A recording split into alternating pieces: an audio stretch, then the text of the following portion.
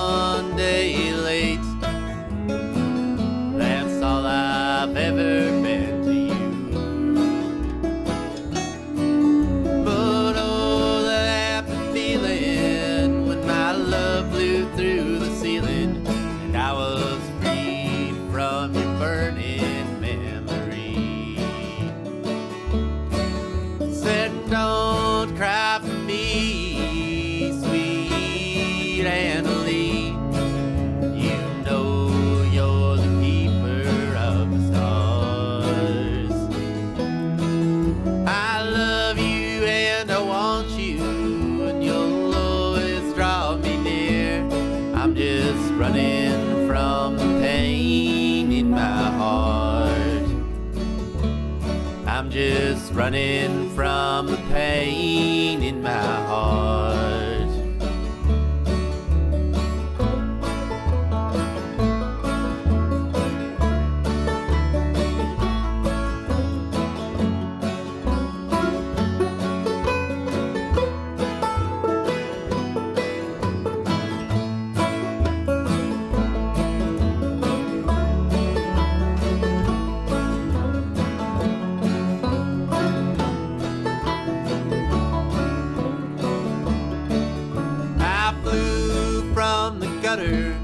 Into the arms of another, and for a while she made me feel alright. But in a crazy blunder, your love took me back under. Now I'm tied to those shackles and chains. Said don't cry for me,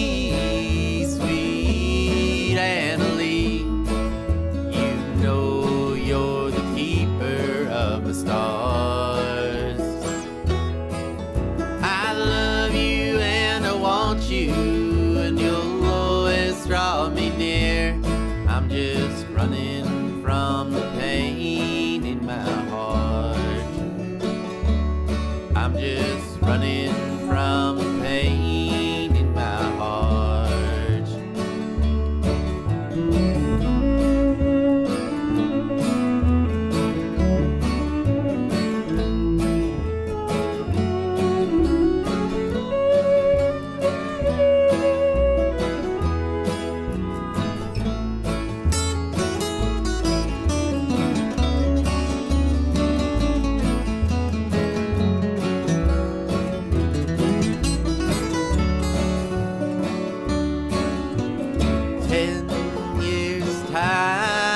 It took me to unwind, and now I'm right back from where it began. How old will I be when you finally set me free, and the sun shines on my heart again? Said don't cry for me, sweet Annalie. You know you're the keeper of my stars. I love you and I want you, and you'll always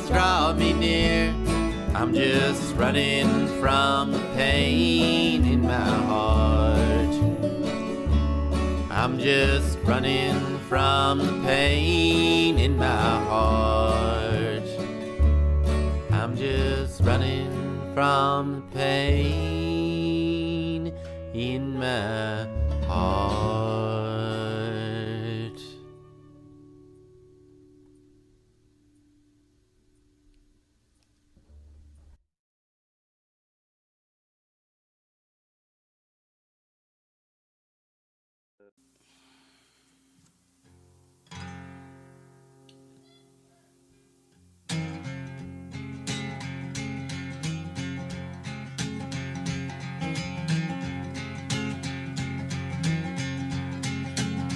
Come on out, 1965, them boys were called upon. Some fist fighting cowboys in them jungles of Vietnam. I'm an airborne man, baby. Drop me anywhere you please. Yeah, I'm one mean motherfucker. Don't you never double cross me.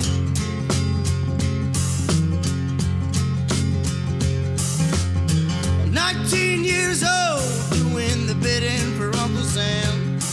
A desert boot strapped on my feet, machine gun in my head.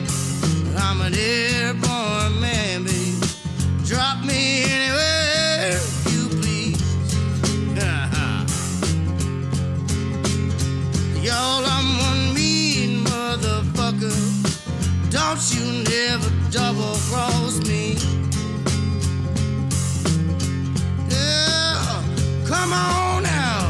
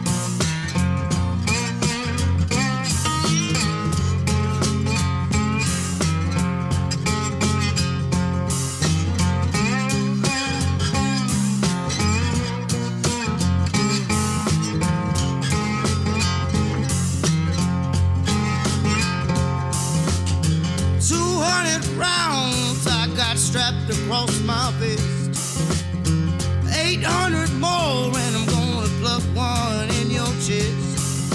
I'm an airborne man, baby. Drop me anywhere you please. Y'all, I'm one mean motherfucker. Don't you never double cross me. Oh, oh, oh, oh, oh.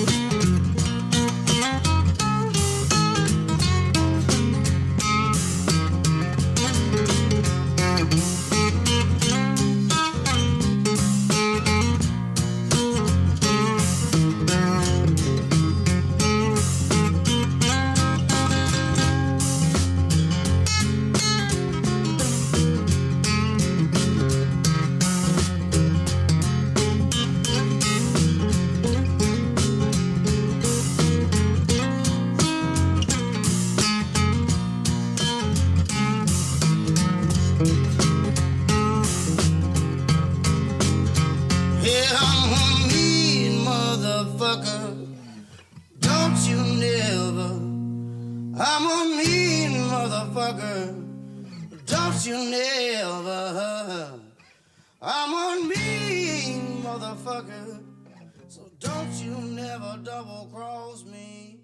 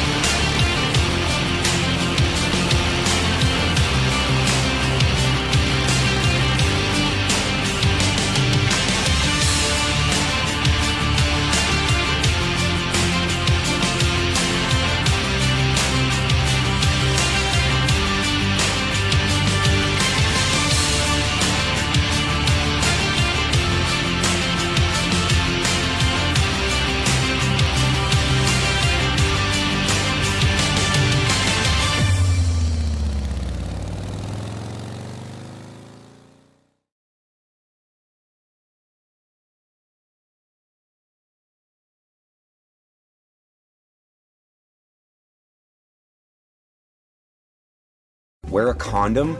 We're in Fayetteville. No one gets STDs here. The voice of U.S. Army, WTF Moments. This is WTF Nation Radio.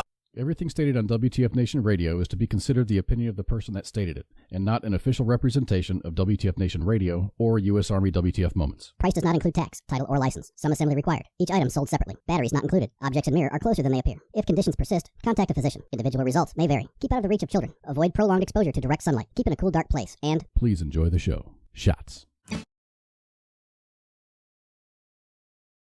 Oh, shit, that's quiet. There we go. That's better. That's much better. Anyway, yeah, thanks for showing up. So I know I've been going late and the sports bar has been going early. I didn't want to do that tonight. They have some stuff going on, some personal stuff, and so the slot was open, so I came early. So welcome to the Smoke Pit. Normally I'd be on in about like 2 hours, but here I be. So it is. It's great to be back in my normal slot. Claudio, thanks for being here. Patrick, thanks for being here. So yeah, if you are normally a listener of the sports bar and are used to seeing them, sorry about it. I know that I know I will never be as hot as King Smith. Let's be honest. But I'm sure here, and I'm sure happy to be here. So. Oh, wow, it's weird being here without it, being super late, so. Anyway, I don't have a whole lot going on. I don't have a whole lot. I have spent I was gone last week. If you're listening to my show, you know that there was no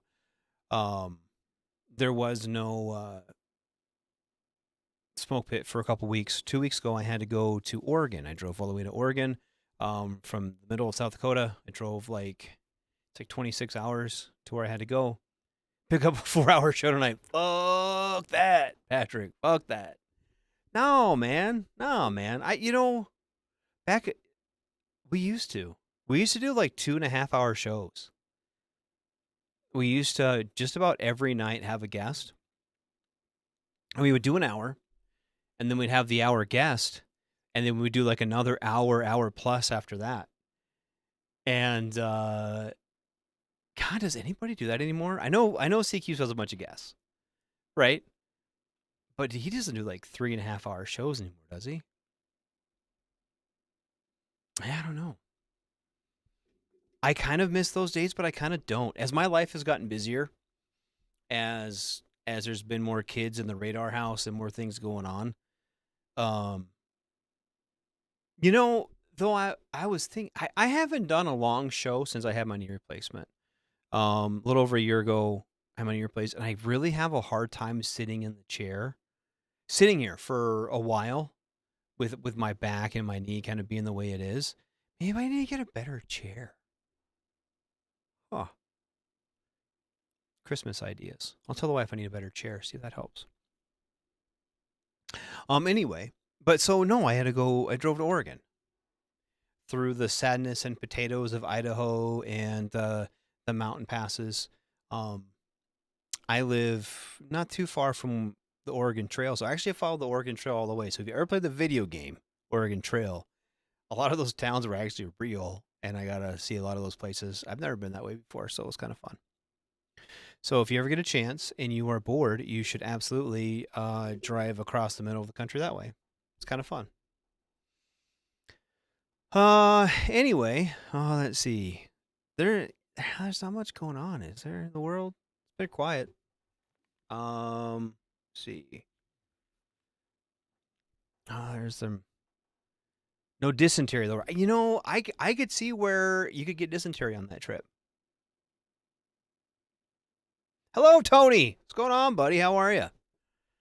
No, so that place, like I said, that most of that route, it's like Interstate 94, 96, I think it was. And a lot of that route, dude, I could see where you'd have problems with fresh water. A lot of that, dude. Oh man, that was a rough. I couldn't imagine. I drove the second half of it. and how shitty that was, like in a pickup this time of year. Could you imagine trying to just those fucking people on the Oregon Trail made like five miles a day, man? Could you imagine that? Just traveling across. Have you ever been across like the middle of the country from like, and they did like the shitty part of it. They did like Kansas and then like Wyoming and then Oregon or Utah and then Oregon, and Idaho. There's fucking nothing there, dude. Nothing for miles. Even now, towns are few and far between. I couldn't imagine going 5 miles a day. I had a fucking nope. I never figure out why people would just stop in the middle and be like, "Oh, this is good enough. I live here now." Maybe I'm old and lazy, but man, there's no way. And everyone's like, "Hey, Oregon Trail people." Everyone associates the Oregon Trail with like covered wagons, and the majority of the people walked. The majority of the people on the immigrant trail, especially going to Salt Lake City, they walked. The people, the Mormons, they would give people wagons or like a wheelbarrow, like a cart, and they would walk with a cart full of stuff, their whatever few possessions they had, and they would fucking haul that cart, the two fucking hands, dude, walking with this little cart from like Kansas or St. Louis all the way to Salt Lake City, Utah, pulling a cart. The fancy people, the rich people had oxen and wagons. Those are the people that had fuck that, dude. Nope. I can't even hardly drive through that part of the country, let alone I couldn't imagine doing that shit.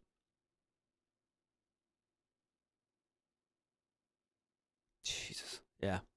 Anyway, and then we got snow. So that was our Thanksgiving present. We got snow. Hope everyone had a good Thanksgiving, good holiday, good 96. Did you guys fucking take care of your shit, go see your families and shit, or do they still do the? I remember when I was like in the Marine Corps. I was in the Marine Corps first, as a little Lance Corporal, and they had like a fucking uh, they'd pick Marines to go like have dinner with like the CO and like the fucking brigade sergeant major and shit. You know what I mean? You guys sit there, eat dinner with like the fucking colonel and his wife and shit. I wonder if they still do that shit. I was in the air wing and I had to go to my our wing commander, his house. Yeah, fuck that. That's fucking dumb. It was cool though. He was actually a really cool guy. Hung out with him and his wife. Me and another guy. Me and another Marine. There's actually 3 Marines there. But the one guy rode with me. And yeah, it was cool.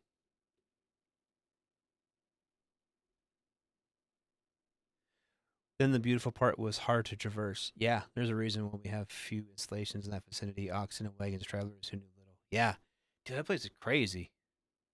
You too, Corey. Happy you had a good turkey day, man. Mine was pretty. I tell you what, my actual turkey day, my actual Thanksgiving, I worked. I worked that day. I'm the book manager. I'm the manager of a sports book, and I want to give my employees a day off. But you got fucking big football games on Thanksgiving. You can't close if you have a sports book. You can't close it down, right? So I worked that day. I gave my employees a day off, so that way they could spend the days with their families. The majority of I got kids still, but they're all old. You know what I mean? They're all old. And so I got to hang out, let the guys with the young kids all hang out. You know what I mean? That's kind of how I roll. That maybe that's the military kind of coming out in me too. You let have the guy with no kids fucking sit in CQ. Or put the sergeant major and the captain on CQ, and the first sergeant, let them sit CQ while the young troops go hang out with their families. And that's kind of that's the way I am. And I'll probably do the same for Christmas. Sounds like my kids, the ones who I have at home, they'll go be with their dad, their real dad. So fuck it. You know what I mean? Me and my wife will just hang out. So I'll just work. I'll work. Let those guys go home, hang out with their kids, and You know, I don't know. I don't see the need to like.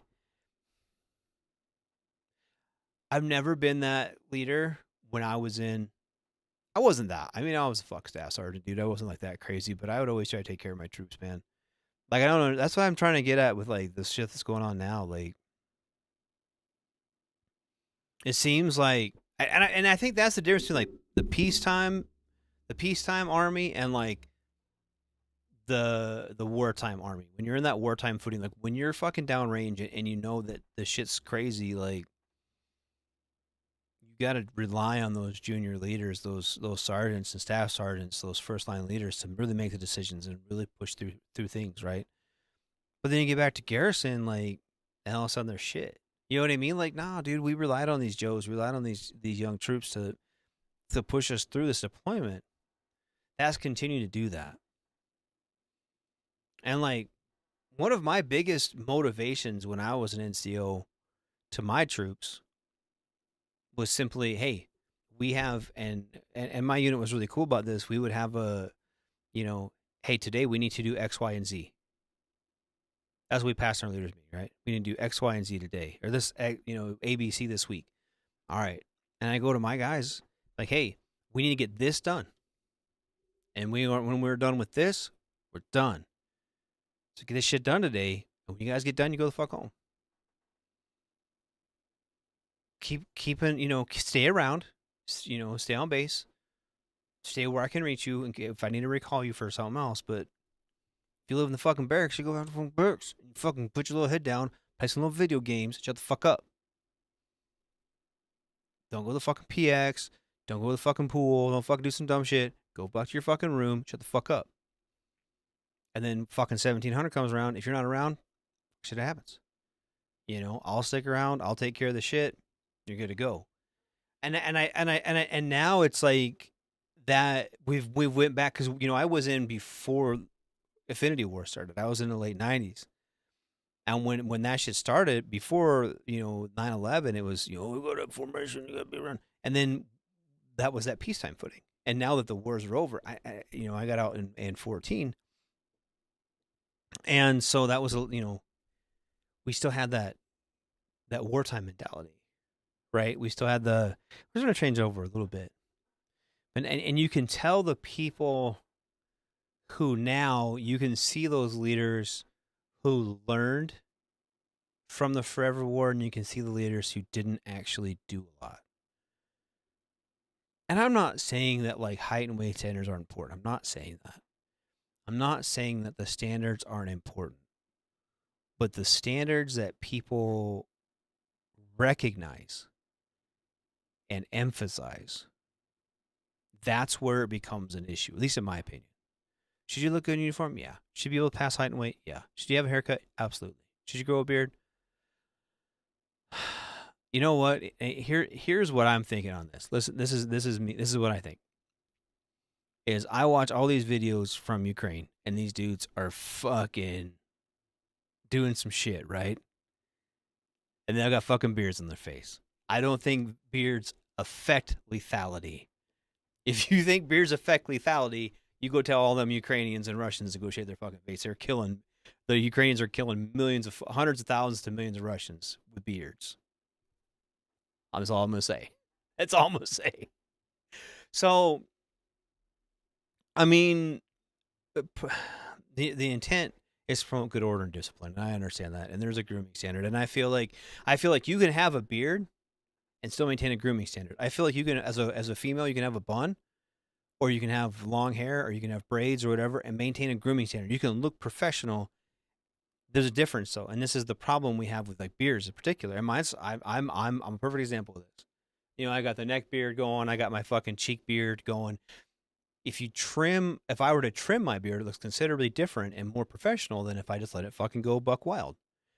I'm 45 years old. I'm out of the military. I can do the fuck I want with my face.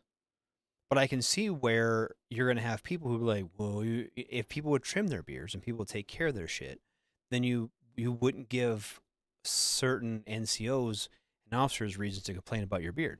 But that's the standard. That's the difference, right?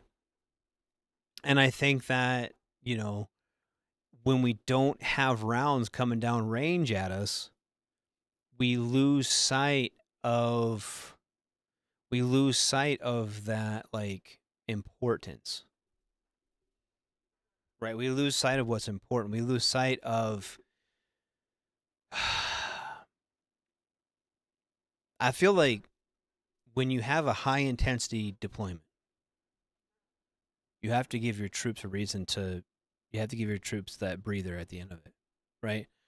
And for the greater part of my time in the military, we went from high profile, uh we went from high impact to rest to high impact to rest to high impact to rest.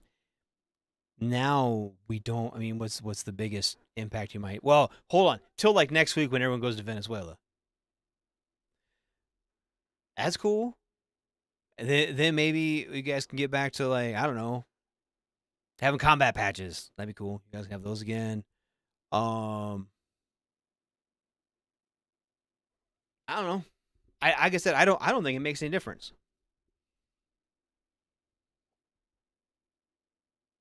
I don't even like to shave. Corey says, yeah. And here's the deal, look, and this is where okay, this is where I'm at with it. Is you can have a beard. This gets back to like I said, the difference is now we're back in that peacetime mentality, and we're back to that like, well, you got to run fast, and you got to shoot. Running fast does not make you a good fucking NCO. You know what I mean? And I don't even know what the fucking PT test is called anymore. It used to be a PFT. I don't know what the fuck it is anymore. Now they've changed it like 16 times in the last like 5 years, trying to figure out what the fuck call it and what to do with it. But it used to be, I don't know, dude. Running fast will make you a good NCO. But don't. I've always thought, and this is my opinion on this. I think if you can shoot expert with your service weapon, whether it be a rifle or pistol, whatever if you're a medic or whatever, if you can shoot expert, you should have to take PFT. I think you should still be in shape. I think you should still pass height and weight. I still think that there should be some strength involved in it. I'm not saying you shouldn't have to PT. I think PT is very important. But I think when we focus on abstract tests that are actual strength, I'll take my kids. Okay, I have kids who are active in sports, very active in sports. My son has played varsity sports since he was an 8th grader. Varsity soccer since he was an 8th grader. Okay.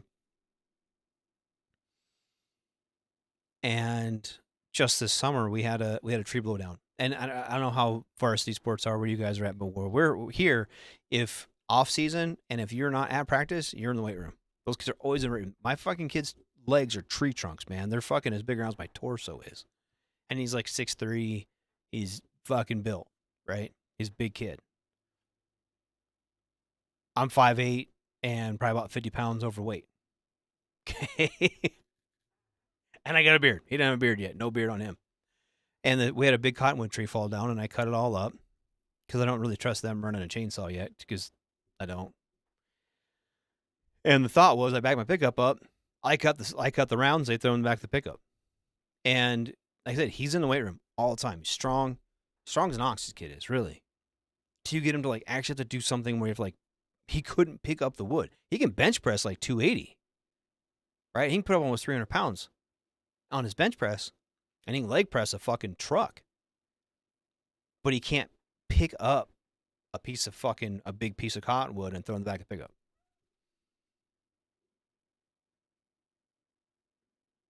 You know what I mean? He can't he can't grab that and throw in the back of the pickup because he's not strong.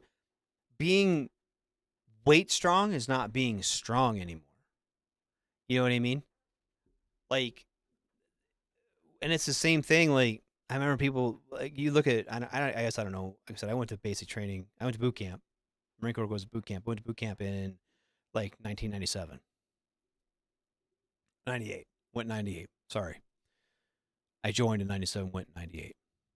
And like, you're throwing ammo cans around and you're fucking doing shit like that. That's not the same as, picking up and carrying an ammo can or fucking loading heavy rucksacks in the back of a pickup or in the back of a 5-ton or something, a deuce and a half or whatever. That's a different type of strong than just lifting weights, laying on your back on a bench. And I think that when we lift weights for PT, that's different. You gotta like actually do shit that matters. Endurance is different. Absolutely, endurance is different. 100%. And I think that there's like something to that. And I think there's something to formation runs. I think there's something to humps. You know, even if you're not infantry, I think you should be able to hump. You should throw a pack on your back and hump somewhere. Unless you're artillery or some shit, armor, and then just riding a fucking tank or a track or a fucking truck everywhere. 88 mics. As long as the 88 mic can fit his belly between his fucking between his steering wheel, he's fine, right? But I think that's where we go with shit sometimes. We don't actually do shit right, I don't think. That's just me. I just bitch. Complain. Oh, did my shit dry? Is that why? Only showing 4.5 minutes. Whatever. Anyway. No, I don't know. Do you think this Venezuela shit's gonna pop off? Do we think is that what we're thinking? Is Venezuela gonna fucking go crazy? I can't believe that like they would actually like try to fight back. But I also think that it's not very smart for us to try to go in there either. Like, what are we gonna gain? I do know that Venezuela has some of the largest untapped oil reserves. So, not that different. 25 years later, we're still invading people. Got oil, need freedom. So, yeah, I don't know. I don't know if that's something we're going to get into or not, man. I hope not. I feel like that's something we don't need. I feel like we don't need to lose anybody. Not over some oil. But, I don't know. We did before. Fuck not, I guess. Fuck it. Just about to Google if they had oil. Yeah, they got lots of oil. Venezuela got lots of oil, Patrick. Yeah, fuck yeah, they do.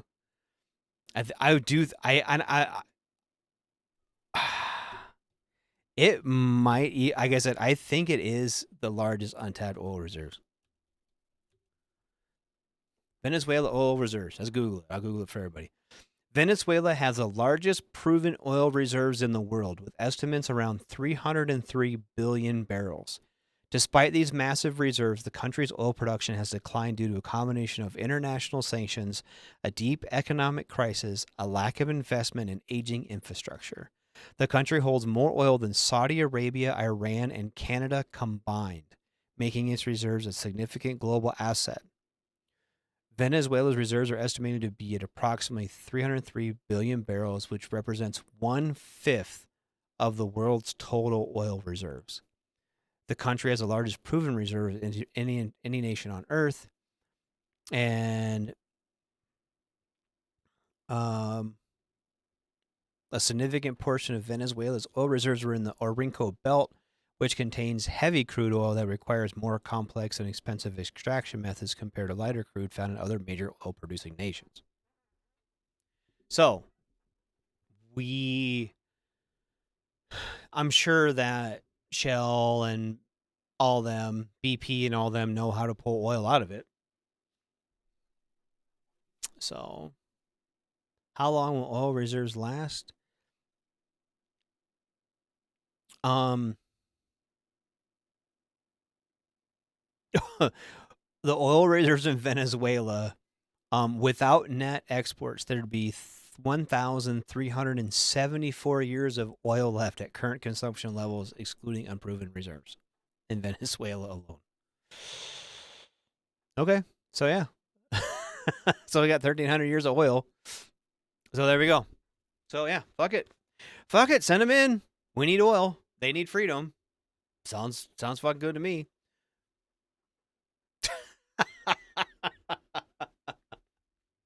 What's that Dave Chappelle skit? Oh, bitch, you cooking? Of course they got fucking oil. We want to invade them. Oh, shit. Yeah, Corey, you're right. Imagine how much oil is along the coast of California and Florida. Yeah, There's a ton on California, dude. They have a ton of oil that they don't drill for environmental reasons. And here's what I'm going to say on that. Okay, I live not far from the Bakken oil patch, which is one of the largest oil producing regions in the United States right now, currently. And it's taken some weird extraction methods. They have to like horizontally bore, and then they like frack it, and it opens cracks and it leaches out. Like, it's weird how it fucking works. But there's a lot of actual science. It's not like the Texas ones where they just drill a hole down and fucking oil blows out, right? And so I wonder, with those oil reserves in California, how, like, if it's the same as like what's in North Dakota, or we're talking about in Venezuela, where it takes some technology to realize it, or is it a fucking gusher type well where they can just punch a fucking hole in it and it shoots out? I don't know. I don't know much about their geography. I know with as much tectonic activity that's there, that's one of their big concerns. From what I understand, I have some buddies of mine who work in the oil patch up north, and they were saying this one of the concerns is because you don't just drill. I mean, you have to put like casings and stuff down there and everything, right? And as much as, you know, with their earthquakes and even just tectonic shifts is constantly shifting and moving, that those cases would break, and there's a lot of expense that is taken to have to re-drill those wells and stuff like that. So I think that's kind of more part of the issue as well. I'm not entirely sure with California. I know, and on top of it being like a hippie fucking stronghold, they're like, we don't want to drill no oil here, burn my beach. I understand that. But I think that there's more to it than just the politics of the region. I think there is some technical difficulties with pulling that California oil out when you can go to somewhere like Venezuela or Russia or these other places that produce a lot of oil and have more easily accessible reserves of oil. You need good firefighting equipment first to get in order. Yeah, no shit. What's up, Keith? How you doing, buddy? Oil and other resources being scarce is a myth. Even oil companies don't want you to know how much they have. I think there's something to that too, and that's kind of what I was getting at when I was talking about with North Dakota. That you can. There's a lot, and from what I understand, at least with North Dakota, like, you can't just pump it. They like pump it and then they like stop because of the way they have to drill it and like frack it. That it's like a sponge, right? And you squeeze the sponge out. And then you like it opens up, and then it sucks up more oil, and then it squeezes it out. Kind of like that's basically the way it was explained to me. So there's a lot there. It just takes a while to extract it, and it's a complicated process that makes it to where, oil has to be above a certain price point in order for them to punch new holes. And in order for them to run the pumps and run all the equipment, because they have to like shoot mud down. It's all kinds of fucking shit they have to do. It's not just drill a hole and suck oil out. And oil has to be above a certain price in order for that to be perfect, or in order to be profitable. So that's kind of, at least in the North Dakota fields. I don't know about anywhere else exactly. I know what my friends that work there tell me. So, like I said, when it comes to California, or it comes to Ohio, I know, or Pennsylvania, there's still oil in Pennsylvania. Like, there's oil in Texas and Oklahoma.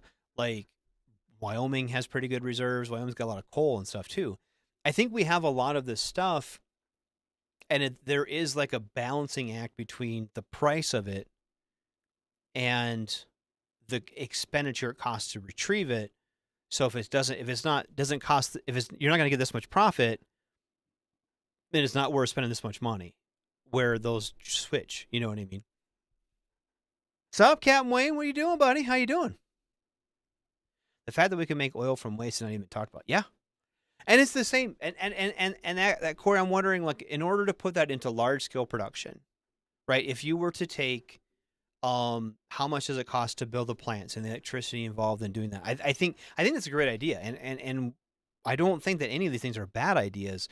And I think the diversification of these things, you know what I mean, can, in order to have our future continue, our economy, the American economy and the world economy right now is a petroleum-based economy.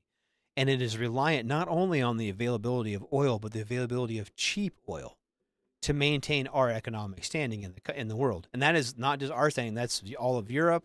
That's most of China. That is the Russians. A lot of nations rely on a cheap, steady source of oil that in order to keep their economies moving.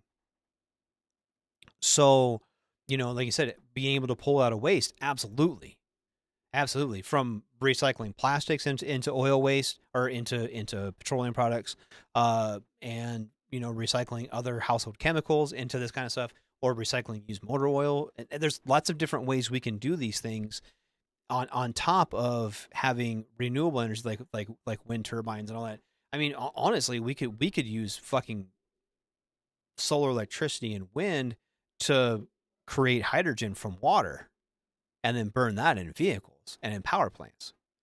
You know what I mean? There's all different kinds of things that we can do that really haven't been explored yet. And on top of natural gas, a lot of these coal-fired power plants are going away and getting exchanged for natural gas because natural gas is clean burning. It's easier to withdraw from the ground. It's exponentially cheaper to transport. So why have a coal burning power plant that's inefficient when you can? What they do is it's called coal bed methane, and they're doing this in Wyoming and all the old coal mines. Is they know where the coal seams are, and you drill a hole down into it, and you pump like this chemical into it, and it eats away the coal, and when it eats the coal, it produces methane. It's kind of like when you're like an 8th grade chemistry class and you pour sulfuric acid on shells and it makes methane. It's the same kind of process, right? So they can do that. They can pull the hydrocarbons, the same thing you're going to burn out of the coal, and then they can pump that into facilities or into trucks, and then you can use that to burn instead of coal at the power plant. And it's a very interesting process, and it has now become cheaper to do that than it has to extract the coal. And so that's why you can take these different technologies that now people have really expanded on, and like that coal bed methane I was talking about, that wasn't a thing 10 years ago. Well, now, I mean, and a coal-fired power plant, I don't know if you've ever been to a coal-fired power plant, but they have just a big fucking burner, and they shovel fucking coal in it, and it boils water, and that water turns steam turbines. Same as nuclear energy does the same thing. They use the heat from the nuclear reaction to create steam to turn a turbine. And so they can pull out the coal burning part and put in these natural gas burner things, kind of similar to what you have in your oven, right? And that's what creates the heat, boils the water, creates a steam spins the turbine. So they don't have to actually build whole new facilities. They have to refit the facilities they have, and it makes everything cleaner, more efficient. And I think that's where you're going to see a lot of the technology in the next 10 years is not necessarily reinventing the wheel, but reinventing the way the wheel works. And we have a lot of opportunities now to streamline these processes and, make it more efficient, cleaner for the environment, and cheaper for the companies to run. Does that necessarily mean we're going to get more our energy costs are going to go down? Probably not. Because in the meantime, we are going to have more energy expenditures, and things like these AI data facilities and everything else takes a lot of energy. And creating some of the industrial base that a lot of people hope comes back to this country is going to take a lot of energy. If we are successful in bringing industry back to the United States, it's not going to be the way it used to be, where you have dudes come in, punch a clock, and fucking walk in and start working. A lot of these new facilities are building are heavily automated. A lot of the car factories and tractor factories and all the shit they're building, right, it's heavily automated. And so these people, when you look at like what happens in a car factory anymore, you don't have a painter, you don't have a guy with a fucking paint gun. You have a robotic arm that's shooting fucking paint on a car, right? Or a lot of the stuff, you don't have a guy with a torque wrench fucking building an engine. It's all mechanical, and everything is the process is heavily streamlined. And the people who do have a direct interface are very limited in skill. Are very highly skilled. One of the two. And so, like those kind of middle ground blue collar, like you've been there for like 10 years and you got like a certain amount of skills, like for welding, right? A lot of the middle level welding stuff is done by electronics. You might have some guy come in and tack some shit together, and then the robot does a lot of the stuff, and then you have another guy comes and inspects it, maybe touches up something, right? You don't have a guy who's like a trained welder in the middle ground, right? And I think that's where we're going to have a large hole moving forward in this stuff. And it's going to be very interesting in the next 10, 15, 20 years where we go. You're right, King. It doesn't look like sports. It sounds like way more fun. Yes. Dude, what's up, Leanne? How you doing? We have plants that use the water from the Mississippi. Yeah, and we do. And there's all different kinds of ways to generate electricity. I think, and here's the deal. The more, I'm a long way from the Mississippi. I'm a long way from a major river where I could have a hydroelectric plant. Walking just for about fucking robots? Yes, because now you can buy robots that you can fuck. Because that's a Marines. That's where I went with this. Hell yeah, they have like they have like a housewife robot. I wonder if it, I wonder how much a housewife robot costs. I better check it out. I better Google that shit. But then, is a housewife robot going to send you feet pics while you're at work? I don't think so. It's not going to send you nudes when it gets out of the shower. Housewife robot. Oh, new AI wife robot feels to wheel. What is the price of a wife robot? About 1.2 million right now for a female. But that's in like weird squiggly line money. How much is that in real life money? Housewife robot USD.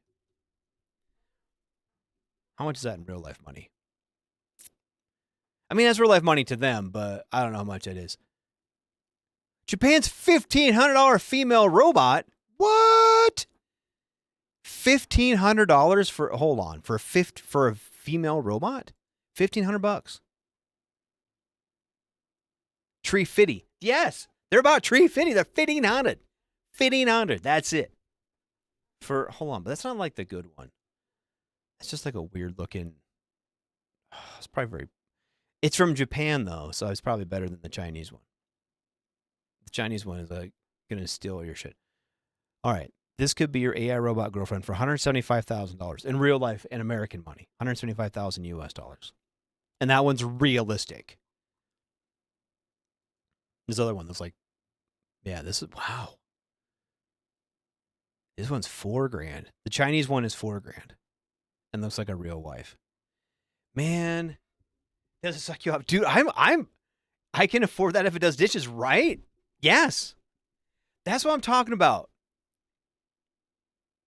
If it could do that, if it can fucking do dishes and laundry and shit, get the kids from school.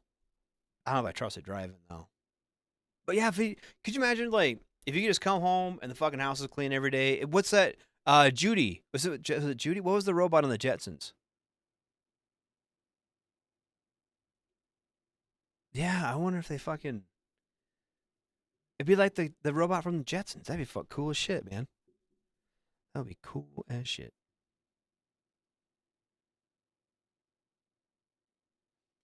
Maybe someday. Cause like, yeah, probably Rosie. Yes, Rosie. That was the. Yeah, Judy was the wife, right? Yeah, pretty sure it's the wife. But yeah, that's what we need, dude. $1,500. Hold on a second. If it's $1,500 to get the not fuckable one, just the one who does your laundry and shit, why doesn't people in the barracks, dude? If I was in the fucking barracks, have like 5 guys all pitch in $300, and you get your fucking barracks room cleaned by fucking Rosie the AI robot. Timo without the feet and hands up. Yes. Just order, dude. Yeah, Judy was like she had a robot house buff. Yeah, that's what I'm talking about. Yeah, Judy need George. George could go make his cogs or whatever. Cogsley's cogs. Doing our will, they still try to fuck you. Yes, probably. Only if it's a Marine Corps barracks. You can't put the cost in the barracks. Someone's gonna fuck it. Well, maybe you could like rent it out. You could rent it out for, like, sad robot hand jobs for, like, $50 and pay your robot off. I'm telling you. That's not bad, dude. The eerily human-like one's 175, and she's like an actual person-looking one. The other ones for like $4,000 are, well, they have their private areas covered up. But the $1,500 one doesn't look like it's a real person. It's like a it looks like a cartoony. It's got like wheels on the bottom and like it's like white plastic with like light up eyes. It doesn't look like a real person. Like the Japanese and the Chinese one actually look like a fucking. Hold on. Open image in new tab. I'll say this image and we'll look at it together. Save image as new wife. My wife's gonna find this on my computer and be mad as shit. All right, because this is not like. This is a crazy looking image. New wife.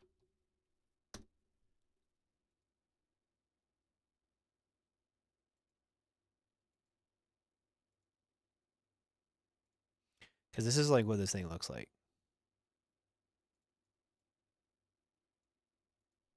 So this is like. I mean, you put that in the barracks, dudes are gonna fuck it. You put that in the barracks. Even if you took the face off it. Some dude's gonna fuck it. You put the face and hair back on it. Yeah. They're gonna Eiffel Tower that in the barracks.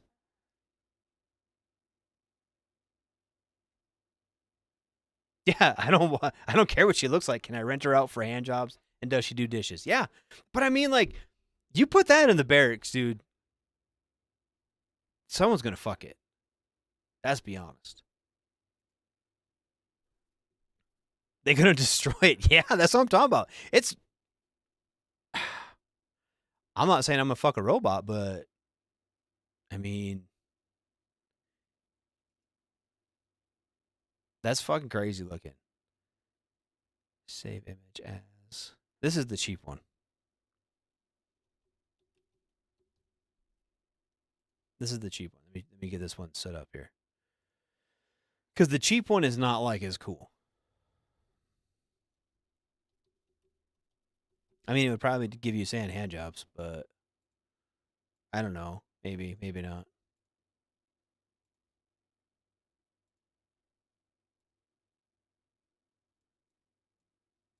This is a little bit different. See, this is what the cheap one. But it's got like a Swiffer in its hand. It probably does. If it can hold a Swiffer, it can hold a dick, right?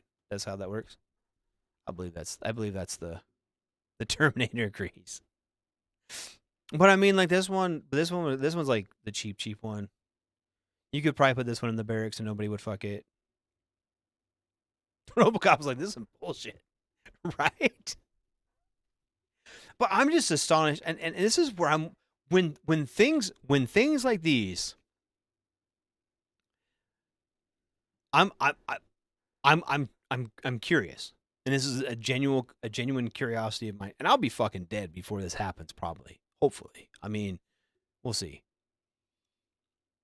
But if you can program that thing to run your house, to wash your dishes, mow your lawn, wash your dishes, do the majority. Apparently, the only thing that thing can't do is stairs, right? But if you can get these AI robots for that, if I can go and buy one for say $15,000, even the nice ones, the good ones for $15,000, what can Ford Motor Company do? What can Walmart do? What can these places that have seemingly endless amounts of money, what are they going to do when all of a sudden it's cheaper to buy sex robot than pay me to fucking, or someone like me to run the cash out? Neo was like, bruh, totally, dude. Right? Yeah, I mean, I'm just saying, I'm not trying to fuck a robot, but if I had to, I don't know. That's what I mean, dude. That's what I mean. Like, when is this going to be like, I think we're done for, dude. Because you are going to, I mean, buy a robot wife for fucking, even the one that's like $2,500. or $4,000 or whatever. You buy a robot wife for $4,000, cleans your house, does whatever you want, whenever you want. Get a wife? No, dude. And women aren't going to put up with men's bullshit either. Ain't a woman I know going to put up with any man's bullshit if she can pay $4,000 and get some dude with the exact dick that she wants and will do all the chores around the house and not argue one bit. And she can just go to work, come home, house is clean, all the dicking she wants, she goes to bed. I don't know a woman that would be like, wait a minute, I can get all the dicking I want, the house will be clean, and I don't got to argue with no man over some shit. Psh, shit. We're talking like men have a good. Could you imagine? I know that my wife would not put up with an ounce of my bullshit if she had the option of getting a fucking brobo dick whenever she wanted and the house clean as fuck. My wife would not put up with my bullshit. Period. I know better. What are you gonna do about it? So that's what I mean. If my wife didn't get my insurance, I'm not sure she'd keep me around now. So there's that. But I mean, you look at this shit, dude. Like, as a society, if you could put that in the workforce and then that in the home, and I know that over the course of time, that the human population is shrinking and all the things, that and the other. At least in our country, there's certain countries that are doing better than ours. But population is in decline in certain areas, mainly because the cost of living is ridiculous. But could you imagine all these going to take over them? Yeah, I got dick that don't slow down or stop. Yeah, exactly.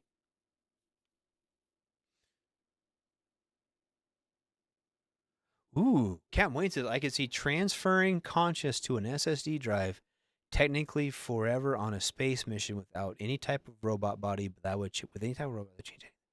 Yeah. Crazy. Yeah. Here's what I think. This is what Radar thinks, right? We're gonna go down some conspiracy lane. Okay, here's what I think. I mean, because we have like Elon Musk and all these fucking rich people talking about Mars, right? To colonize Mars, gonna do Mars. I think what happened was because Mars used to have water, right? That's pretty much general consensus now, and could have water again. Here's what I think.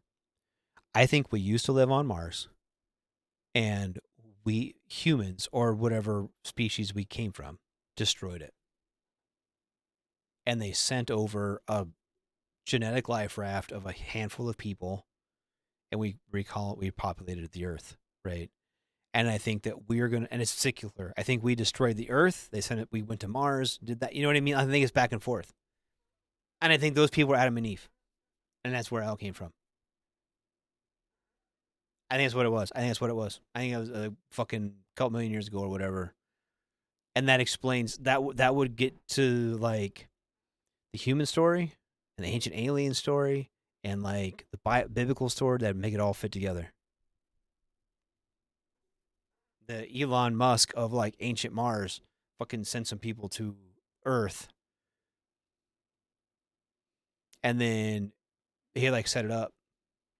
He's like God, but it was an alien. But that's fucking rabbit hole to go down right there. Think about that shit. Go fucking smoke a bowl and think about that shit. Think about that. Anyway, on that note, Radar is out. I didn't go fuck. Yeah, live Corey Red. Dude, I didn't go fuck smoke a bowl and think about it myself. But anyway, hey, thanks for coming out tonight. It's weird being here early. I appreciate everyone being here. I really do. You guys are awesome. Oh, people thought tomatoes were poisonous because they came from the nightshade family just 300 years ago. Now motherfuckers get stoned and eat pizza like a boss. Yes. Exactly. See, that's what I'm talking about. I don't think like Mars, Elon Musk, like sent it. We weren't dumb, but we weren't like super smart, especially like the way like the dark ages and shit. Look at me, algebra. I'll take algebra as a perfect example, right? In order to build the pyramids and other great stature, pure ancient historical places, right? People had to understand upper level mathematics, right?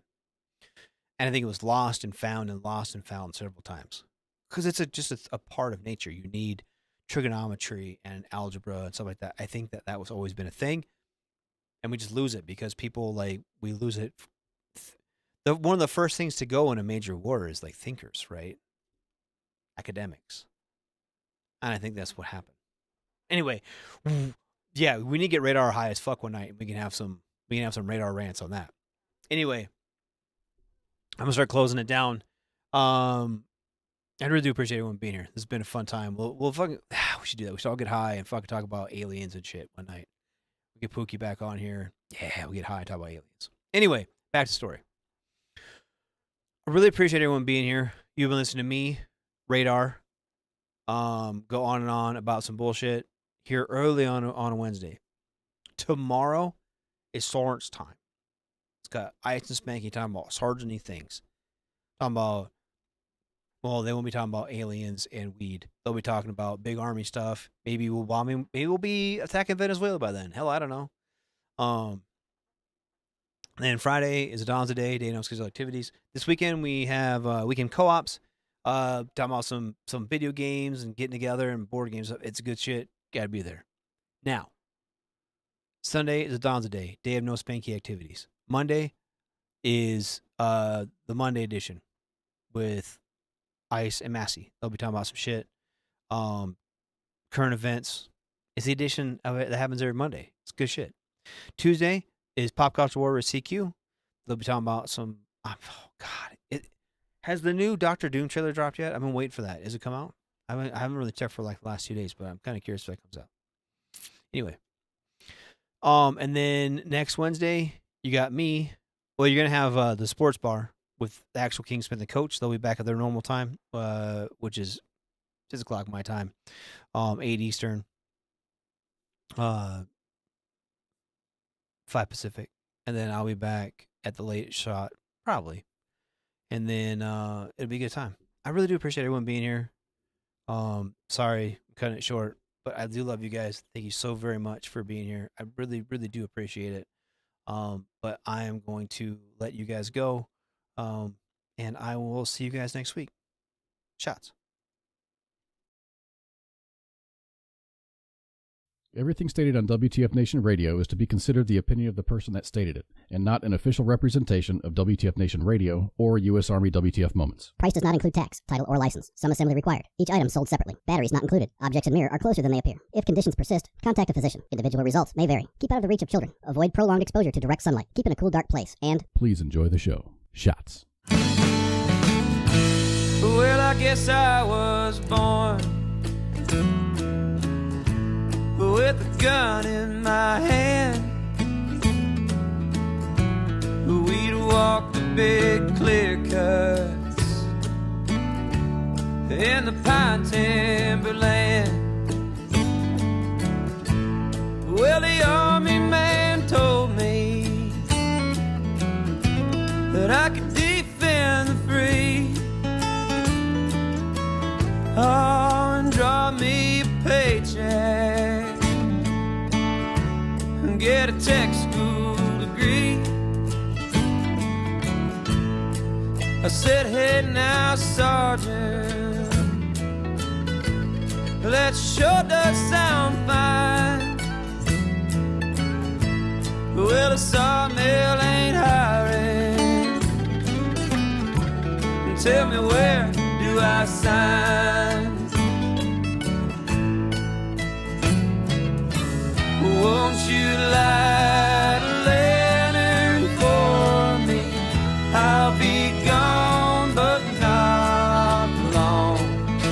Won't you keep a candle burning? Won't you leave the porch light on?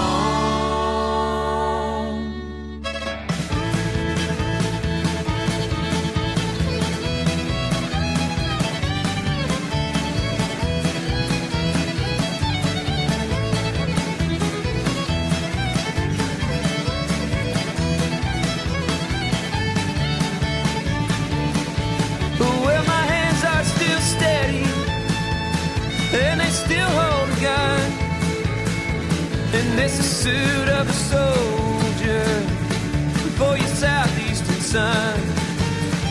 Well, tell mom not to worry if she's taking it hard.